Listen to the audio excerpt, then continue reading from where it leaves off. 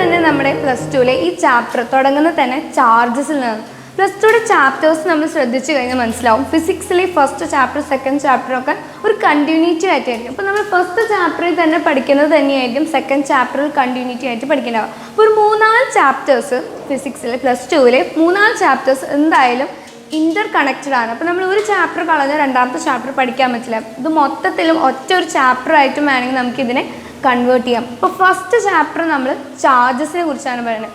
Electric charges ഒക്കെ നമ്മൾ basic ആയിട്ട് 10th പഠിച്ചിട്ടുണ്ട്. എന്താണ് ചാർജ് എന്ന് പറയുന്നത്? നമ്മുടെ ഇലക്ട്രോൺസിനെ ഡിപ്പെൻഡ് ചെയ്തിട്ടാണ് ഒരു ചാർജ് ഇരിക്കുക അല്ലേ. ഒരു ചാർജ് പോസിറ്റീവ് ചാർജ് ആണെന്നും നെഗറ്റീവ് ചാർജ് ആവണം എന്ന് പറയുന്നത് എന്തുകൊണ്ടാണ്? ഇലക്ട്രോൺസ് വെച്ചിട്ടായിരിക്കും. അപ്പോൾ ഒരു ഒബ്ജക്റ്റിൽ നിന്ന് ഇലക്ട്രോൺസ് പുറത്തേക്ക് പോയി, അപ്പോൾ അതിന് എന്തോ ചാർജ് കിട്ടി? പോസിറ്റീവ് ചാർജ് കിട്ടിയില്ലേ? അതാണ് ചാർജ് എന്ന് പറയുന്നത്. അപ്പോൾ ചാർജ് എന്ന് പറയുന്നത് നമുക്ക് വേണമെങ്കിൽ ഡിഫൈൻ ചെയ്യാം. എന്ത്? മൂവ്മെൻറ്റ് ഓഫ് ഇലക്ട്രോൺസ്, അല്ലെങ്കിൽ ഇലക്ട്രോൺ ഡിപ്പെൻഡഡ് ആണ് ഒരു ഒബ്ജക്റ്റിന് എന്ത് ചാർജ് ഉണ്ടാവും എന്ന് പറയാം. അപ്പോൾ ഇവിടെ നമ്മൾ എന്ത് പറഞ്ഞു? ഇലക്ട്രോൺസ് പുറത്ത് പോയപ്പോൾ പോസിറ്റീവ് ചാർജ് കിട്ടിയെന്ന് പറഞ്ഞു. ഇലക്ട്രോൺസ് കിട്ടുമ്പോൾ നമുക്ക് എന്ത് ചാർജ് കിട്ടിയെന്ന് പറഞ്ഞു? നെഗറ്റീവ് ചാർജ് കിട്ടി. ഇതിനാണ് നമ്മൾ ചാർജ് എന്ന് പറയാം. ഇലക്ട്രോൺ ഡിപ്പെൻഡഡ് ആണെന്ന് പറയാം. അപ്പോൾ ഈ ചാർജ് നമ്മൾ ബേസിക് ആയിട്ട് തന്നെ പഠിച്ചിട്ടുണ്ട് അല്ലേ. ഇവിടെ നമുക്ക് നോട്ട് ചെയ്യേണ്ട ഒരു പോയിന്റ് എന്താണ്? മാസിൻ്റെ കാര്യമാണ്. നമുക്ക് എക്സാമിനൊക്കെ ഒരു ക്വസ്റ്റ്യൻ ചോദിക്കും, മാസ് ചേഞ്ച് വരും. ഒരു ഒബ്ജക്റ്റിന് പോസിറ്റീവ് ചാർജ് വന്നു അല്ലെങ്കിൽ ഒരു ഒബ്ജക്റ്റിന് നെഗറ്റീവ് ചാർജ് വന്നു എന്ന് പറഞ്ഞു. അപ്പോൾ ഈ പോസിറ്റീവ് ചാർജും നെഗറ്റീവ് ചാർജ് വരുമ്പോൾ ആ ഒബ്ജക്റ്റിന് ന്യൂട്രലിൽ നിന്ന് പോസിറ്റീവും ന്യൂട്രലിൽ നിന്ന് നെഗറ്റീവ് പോകുമ്പോൾ മാസിന് എന്തെങ്കിലും ചേഞ്ച് വരും എന്നാണ് ചോദിക്കുന്നത്. ചേഞ്ച് വരുമോ? ഓഫ് കോഴ്സ് ചേഞ്ച് വരും അല്ലേ. ഇപ്പോൾ ഒരു പോസിറ്റീവ് ചാർജിൽ വരുന്നത് എന്താ? ഇലക്ട്രോൺ അതിൽ നിന്ന് പോയി. അപ്പോൾ എത്ര ഇലക്ട്രോൺ പോയി? ഇലക്ട്രോൺ ഒരു മാസ് ഉണ്ടാവും അല്ലേ. ഇലക്ട്രോണിൻ്റെ ഒരു മാസ് നമ്മൾ പഠിച്ചിട്ടുണ്ട് 1 point എന്ന് പറഞ്ഞിട്ട്. ആ ഇലക്ട്രോണിൻ്റെ മാസാണ് ആ ഒബ്ജക്റ്റിൽ നിന്ന് പോകുന്നത്. അപ്പോൾ എന്തായാലും അവിടെ മാസ് എന്ത് ചെയ്യും? ഡിക്രീസ് ആണ് ഒരു പോസിറ്റീവ് ചാർജിന് കിട്ടാം. പോസിറ്റീവ് ചാർജിന് മാസ് എന്ത് ചെയ്യും? ഡിക്രീസ് ചെയ്യും. ബിക്കോസ് ഇലക്ട്രോൺസ് അവിടുന്ന് പുറത്തേക്ക് പോവുകയാണ് ചെയ്യുന്നത്. അതേമാതിരി തന്നെ ഒരു ഒബ്ജക്റ്റിലേക്ക് ഇലക്ട്രോൺസിന് വരികയാണ് ചെയ്യുക. ഇലക്ട്രോൺസ് ഒരു ഒബ്ജക്റ്റിലേക്ക് വരുമ്പോൾ എന്ത് ചെയ്യും? ആ എത്ര ഇലക്ട്രോൺസ് ആണ് ഒബ്ജക്റ്റിലേക്ക് വന്നേ, ആ ഇലക്ട്രോണിൻ്റെ മാസ് എന്ത് ചെയ്യും? ഒബ്ജക്റ്റിലേക്ക് വരും അല്ലേ. അപ്പോൾ അവിടെ മാസ് എന്താണ്? ഗെയിൻ ചെയ്യാണ്. ഇവിടെ മാസ് ലോസ് ആണെന്ന് പറയാം, ഇവിടെ മാസ് ഗെയിൻ ചെയ്യാന്ന് പറയാം. ഈ ഒരു പോയിന്റാണ് നമുക്ക് ഈ ഒരു ഭാഗത്തേക്ക് മെയിൻലി നോട്ട് ചെയ്യേണ്ട ഒരു പോയിന്റ് എന്ന് പറയുന്നത്.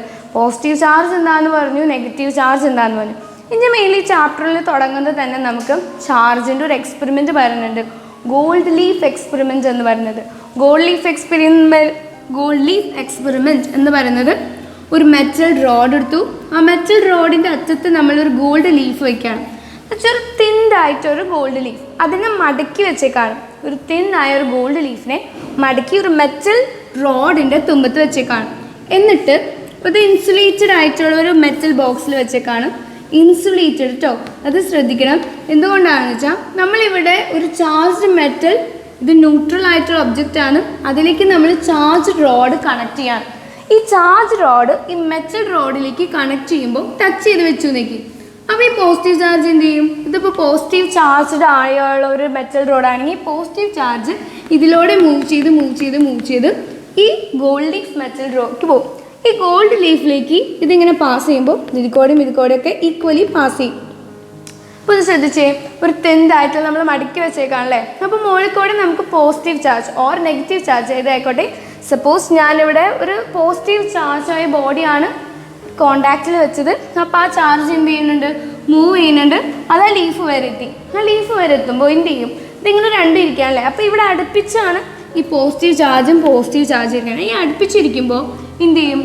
ഈ ലീഫ് ഡൈവേർജ് ചെയ്യും, എന്ന് വെച്ചാൽ മൂവ് അപ്പാർട്ട് ചെയ്യും. ഇങ്ങനെ ഇരിക്കുന്ന ആ ഒരു ഒബ്ജക്റ്റ് ഇതിങ്ങനെ കുറച്ചും കൂടി ഡൈവേർജ് ചെയ്തിരിക്കും.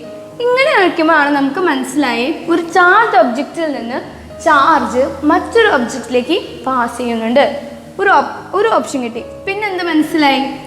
ഒരേ സെയിം ചാർജസ് ആണ് ഇപ്പോൾ അടുപ്പിച്ച് ഒരേ സ്ഥലത്ത് വരികയാണെങ്കിൽ അവർ എന്ത് ചെയ്യും?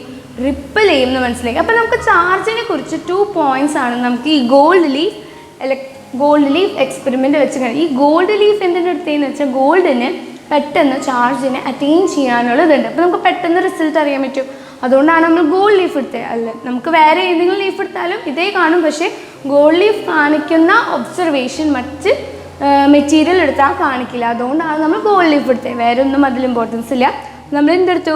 ഒരു ന്യൂട്രൽ ആയിട്ടുള്ള ഒരു സെറ്റപ്പ് ആയിരുന്നു ഇത്. ചാർജൊന്നും ഇല്ലാത്ത സെറ്റപ്പിലേക്ക് ചാർജ്ഡ് ബോഡി വെച്ച് നമ്മളിത് കണക്ട് ചെയ്യിപ്പിച്ചു. അപ്പോൾ ചാർജ് എന്ത് ചെയ്യും, ആ മെറ്റൽ റോഡിൽ കൂടെ പാസ് ചെയ്ത് ആ ഗോൾഡ് ലീഫിലോട്ട് പോകും. എന്നിട്ട് ആ ഗോൾഡ് ലീഫ് എന്ത് ചെയ്യും, ഡൈവേർജ് ചെയ്യും. Because light charges ripple. നമുക്ക് ഇതിൽ നിന്ന് പോയിന്റ്സ് കണ്ടുപിടിക്കാൻ പറ്റിയില്ലേ, ചാർജുകളുടെ പ്രോപ്പർട്ടീസ് കണ്ടുപിടിക്കാൻ പറ്റി. അപ്പം നമുക്ക് ചാർജിൻ്റെ പിന്നെ വരുന്ന സെക്ഷൻ എന്ന് പറയുന്നത് ചാർജിൻ്റെ കുറച്ച് പ്രോപ്പർട്ടീസാണ്. നമ്മൾ ബേസിക് ആയിട്ട് പണ്ടും പഠിച്ചിട്ടുണ്ട്. ചാർജ് എന്ന് പറയുന്നത് നമുക്ക് ഓൾറെഡി മനസ്സിലായി, 2 ടൈപ്സ് ഉണ്ട്, പോസിറ്റീവ് ചാർജ് ഉണ്ട്, നെഗറ്റീവ് ചാർജ് ഉണ്ട്. അതിൽ തന്നെ വീണ്ടും ഒരു പോയിന്റ് നമുക്ക് മനസ്സിലായത് എന്താ, ലൈറ്റ് ചാർജസ് എന്ത് ചെയ്യും, റിപ്പിൾ ചെയ്യും. പോസിറ്റീവും നെഗറ്റീവും അടുത്ത് വന്ന് എന്ത് ചെയ്യും, അത് റിപ്പിൾ ചെയ്ത് ദൂരെ നിൽക്കും. ഓപ്പോസിറ്റ് ചാർജസ് ആണെങ്കിൽ എന്ത് ചെയ്യും, അവർ അട്രാക്ട് ചെയ്യും. ഇതൊക്കെ ചാർജിനെ നമ്മൾ ബേസിക് ആയിട്ട് പഠിച്ച കുറച്ച് പ്രോപ്പർട്ടീസാണ്. നമുക്ക് +2 ലെവലിൽ പഠിക്കാനുള്ള മെയിൻലി 3 പ്രോപ്പർട്ടീസ് ആണ് നമുക്ക് ഈ ഒരു ചാപ്റ്ററിൽ കൂടുതലായിട്ട് പഠിക്കാനുള്ളത്. ഫസ്റ്റ് പ്രോപ്പർട്ടി എന്ന് പറയുന്നത് അഡിറ്റീവ് പ്രോപ്പർട്ടി, സെക്കൻഡ് പ്രോപ്പർട്ടി എന്ന് പറയുന്നത് കൺസർവേറ്റീവ് പ്രോപ്പർട്ടി, മൂന്നാമത്തെ പ്രോപ്പർട്ടി എന്ന് പറയുന്നത് ക്വാണ്ടൈസേഷൻ ഓഫ് ഇലക്ട്രോൺസ് അല്ലെങ്കിൽ ക്വാണ്ടൈസേഷൻ ഓഫ് ചാർജസ് എന്ന് പറയും.